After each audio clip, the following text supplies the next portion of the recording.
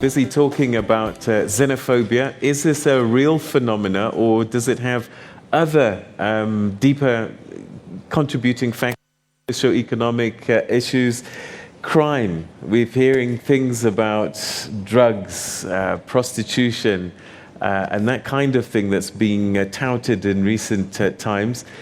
Is that what it's all about, or is there a genuine dislike of foreign nationals? Well, we've heard from our panelists, and we'd like to hear from you as well. Hashtag TNA BizBrief, but we also have an audience here in Woodmead, and I want to start with Pastor James, who's on table number 6, just to get his question. Pastor James?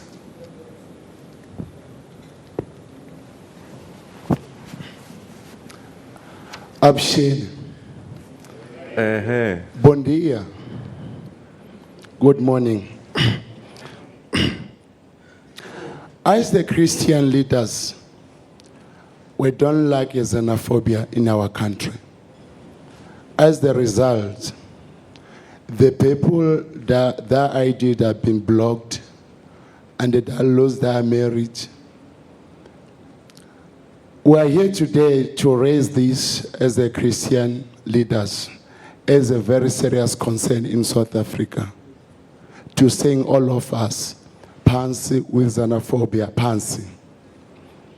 Again, when you read our Bible says, in the beginning God created heaven and earth, meaning that all of us belong to the God. No one who's come from another country. Again, I'm here to sing this. We also we are not belong with this country. We are belong with another country, all of us. We don't like xenophobia.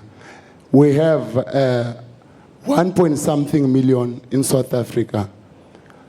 Those people, their ID have been blocked.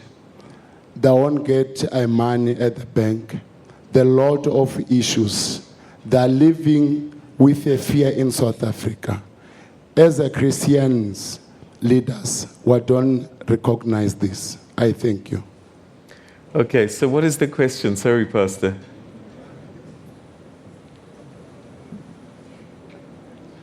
My question is, why our people, their idea has been blocked in South Africa? Okay, all right, thank you. With the Home Affairs. Okay, all right, that's it's quite clear then.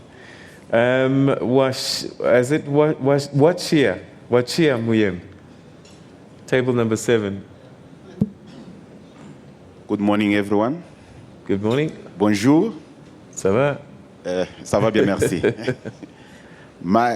My question is straight to the Department of the Home Affairs, because I met some of South African friends who were telling me that people being undocumented are the one committing crime.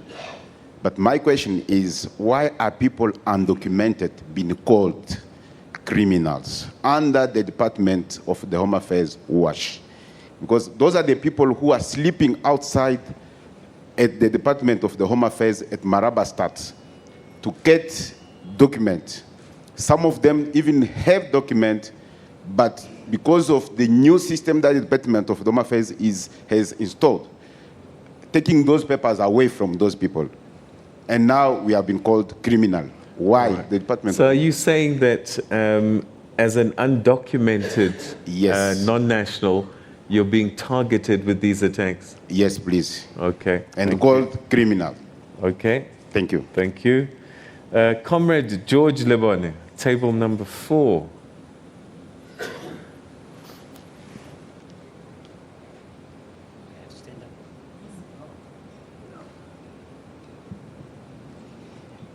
Thank you, and good morning to everybody here. DG, I greet you.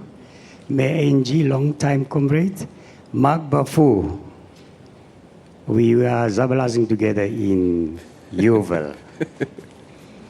I was warned not to have a runway like an aeroplane taking off, but I have 2 points before the question. One, just to mention that there was socio-cohesion was mentioned, but I think the factor is actually socio-economic rather than just social cohesion, because people want to live, make money, and they want the habitation, they want to consume good things and so on. The second one is we have many expatriates, and Mark knows I know them, in South Africa, particularly in Johannesburg.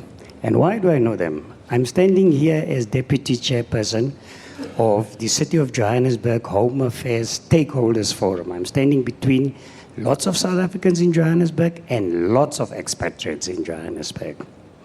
But just going to the township, you don't find expatriates, such that in town, in Johannesburg in particular, also Pretoria in a way, you hear people talking of us and them. Them in the location and us here in the location. Because the location populace know very little about the urban populace of expatriates here. And you don't even have a little bit of tourism going to the location. And now the question is it xenophobic? I'm sure most of us in here have seen the clip on ENCA of a pastor who acquired or bought a flat in Yeoville, a very beautiful heritage building, and willy-nilly just broke down the walls, the insides, and started a church. A long story short, the sectional title chairperson is a lady, approached him and told him, but look, this is wrong because now you're making a noise. Because in a small space, less than half of this, maybe a third of this here, he used this mega speakers and microphones. Really, the health authority have got a certain level of decibels that your ear can take, but he's blowing. And 20 meters across the road are two other churches also using these mega microphones, making a big dent, people can't sleep. Then the pastor went to the door and you saw it. And he told this lady and a teenage school girl, I'll kill you, I'll kill you. That's criminality. And I question now, is it xenophobic? All right, so what you're saying is that we have some non-nationals that are breaking municipal laws, and when they do that and you call them out, they are saying that you're being xenophobic. Being xenophobic, yes. Okay, all in right. numeral numbers. Okay, good to hear that point of view. All right, so DG, it looks like you've got the bulk of this. Yes.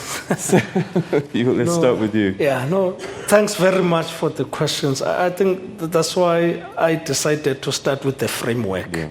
Because if we're going to be speaking out of that, then it's going to be difficult to answer these questions. Remember, I started by saying every country has got a responsibility for their citizens.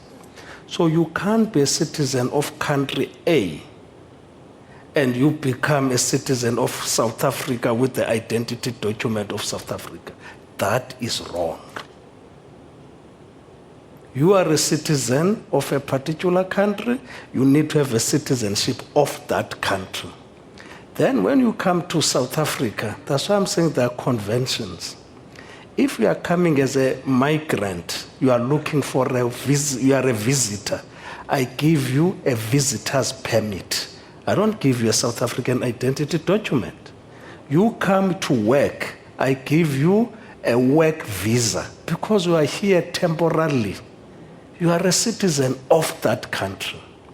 Then if you are an asylum seeker, whilst you are applying for the protection of this country, I give you Section 22, which allows you to be in the country legally. Then once your status is determined, then I give you an ID book as a refugee, not as a South African citizen. So if people are acquiring our ID documents wrongly, we're going to block them because it is wrong. So that's why now that we are doing like that. But we're saying in the framework, if you've got your permit, you'll go and open a bank account. There's nothing which says you will have a bank account if you've got an ID document of South Africa. You will have a bank account with a permit which you have which meets your requirement.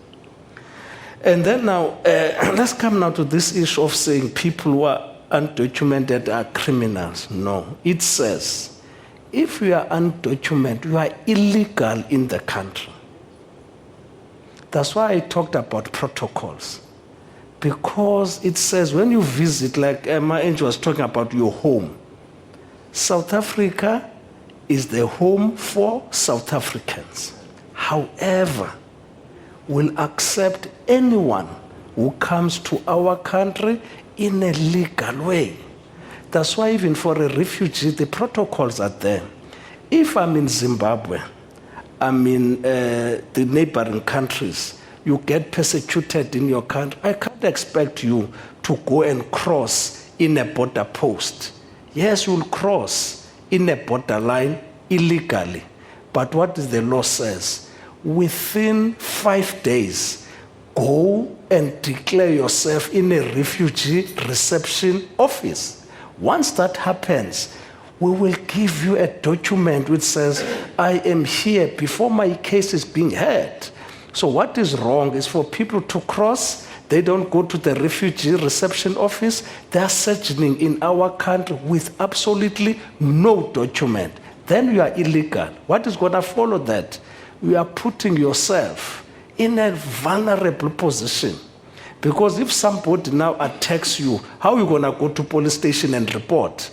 Then you're going to start and say people are xenophobic because you are not able to go to police. Next, what is going to happen? You're going to go and take a job where you are paid less than the minimum wage, which is set by this country, because what? You are illegal. So the processes are here to make sure that people get documented. That's why, Peter, when there were Zimbabweans in our country, whom there was about agreement, they came to our country undocumented. We put a project in 2010 and say, Zimbabweans, come and regularize yourselves. We give you documents. They are still in our country. They've got documents. What are we doing now? We're doing the same with the Basutus. But what we cannot say now to the Zimbabweans is that, oh, you gave us a project, then we'll continue come to South Africa illegal. It's going to cause these tensions. And then now, I think Deputy Chair of our stakeholder, why did we form the stakeholder forums as a Department of Home Affairs? We are saying we can't have eyes and ears everywhere, but people who are in the communities must be there as eyes and ears of the department. And when they come forward to us, we are not there representing our jackets. We are representing people in the communities. So it is an issue which we need to deal with it. Peter, we are on record. Minister, we've been saying this. Out of people who are applying for asylum seeker in South Africa to be refugees, only 5% who meets the criteria of being a refugee. 95% are economic migrants. I can give you just something which you'll understand, but that is a fact. Look, during the festive season or the Easter, Beit Bridge processed about 29,000 people going back to Zimbabwe. Maseru Bridge processed 13,000, all that. Why?